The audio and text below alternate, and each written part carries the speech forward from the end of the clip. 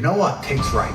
And then the question is, are you actually going to do something about it? You could take 150,000 of these people and travel back in time and stand them in front of their ancestors, and their ancestors who fought fucking saber-toothed tigers or escaped the Mongol hordes or managed to dodge bombs in the Second World War. All the shit they went through just for this fucking cretin to be born, and to look at him. Look at who he is, listen to his life story, listen to what he does on a day-to-day basis, and they would feel nothing but fucking shame. Your ancestors did all that struggling to survive, hunting and gathering, avoiding enemies, anything it took, dying at age 30 from a tooth infection, all the they went through just for you to be born so you could smoke weed and jack off. That's what your ancestors died for. That's what they worked so hard for. That's who you are. That's the end of your bloodline. Do you feel no shame? It's shameful. My ancestors will look at me and think everything we went through was worth it. Your ancestors will look at most of these people, their ancestors look at them and feel nothing but disgust. There are duties that men must fulfill, whether to God or to your bloodline. But this is a genuine honesty. I'll say this now. Of those 150,000 people, I guarantee even their living relatives, their living parents aren't even proud of them. Like your own father's ashamed of you, and you don't even feel motivated to do shit. If you were to go and look your father in the eye and said, you know what, I could have been a UFC champion. I could have been a multi-millionaire. I could have been a race car driver. I could have been a nuclear physicist. Could have done all these things, but I was busy on Pornhub. You think he's gonna be proud of you? No. And there's men here who will deny it, right? There's men who will go, no. But those are the ones who are most lost.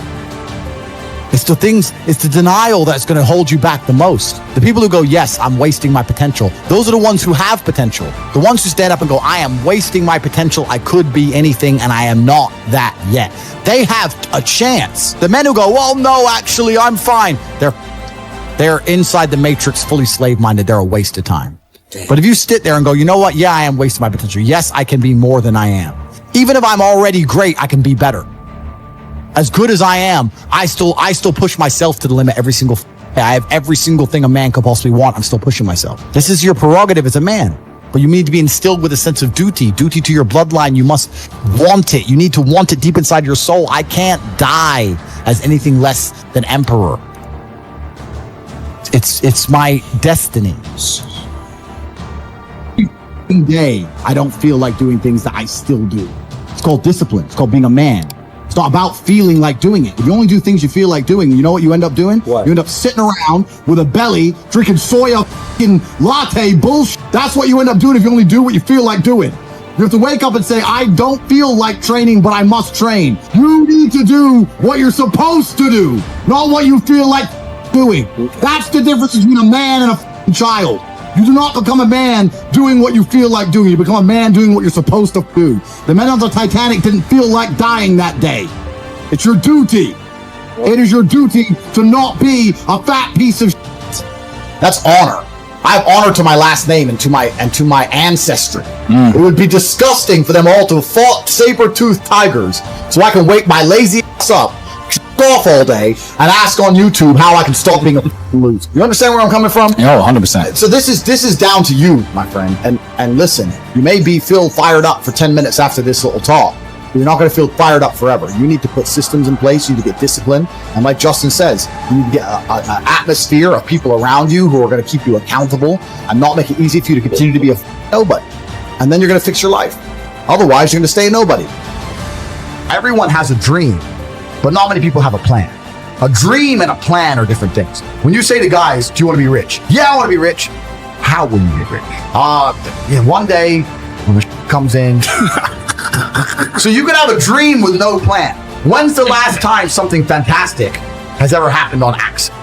When's the last time you've seen a big jacked dude and you say, hey man, how'd you get so jacked? And he goes, dunno, oops.